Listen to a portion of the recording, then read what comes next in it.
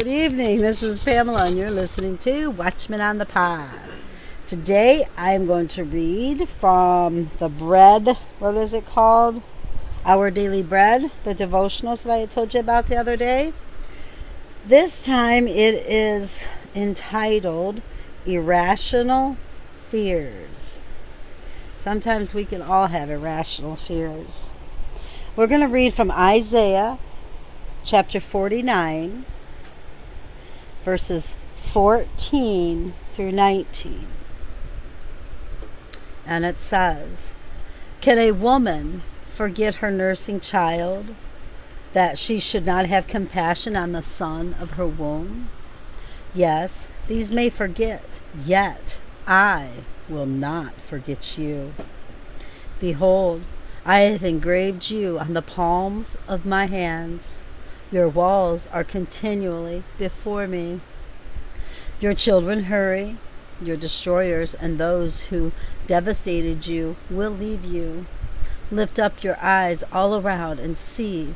All these gather themselves together and come to you.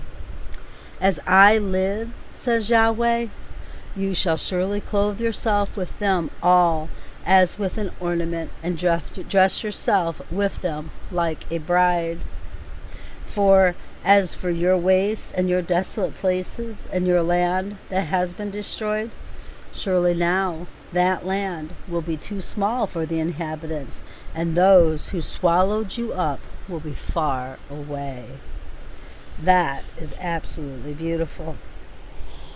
And this is the devotional.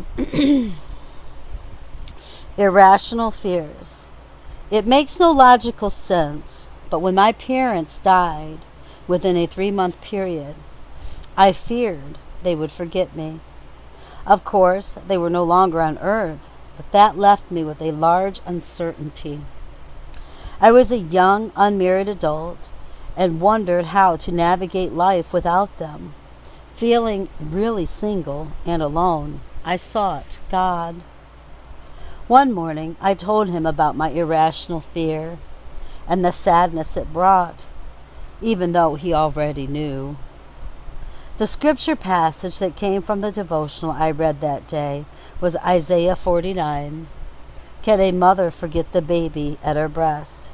Though she may forget, I will not forget you.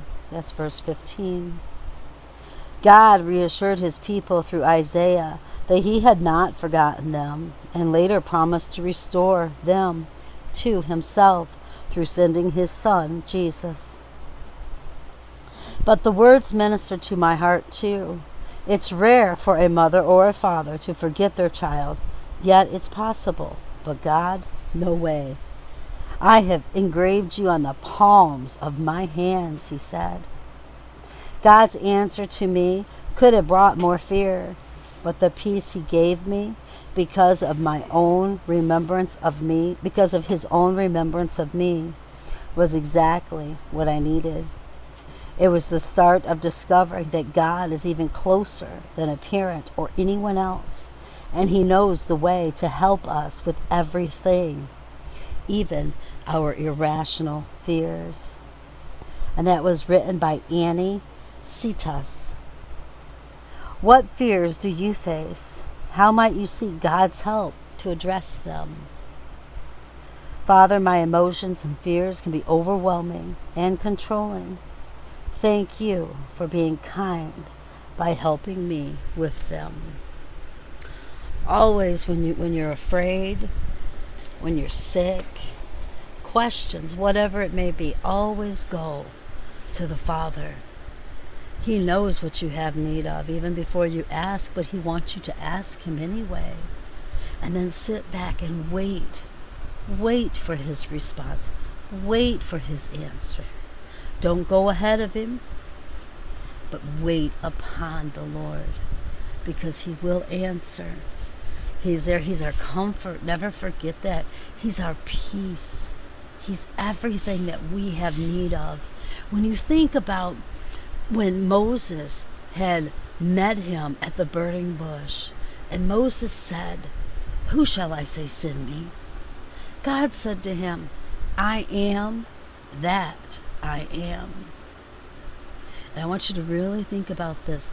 He is that physician that you need. He is that comfort that you need. He is that drink that you need. And I'm talking about water, by the way. He is that food, that bread that you need. He is that salvation that you need. He is that. What is it? He is I am that I am. Whatever you need in between the I am, that He is. I am that I am. He's the first and the last, the beginning and the ending. He's everything in between. Look to Him. He has the answer. He has the comfort.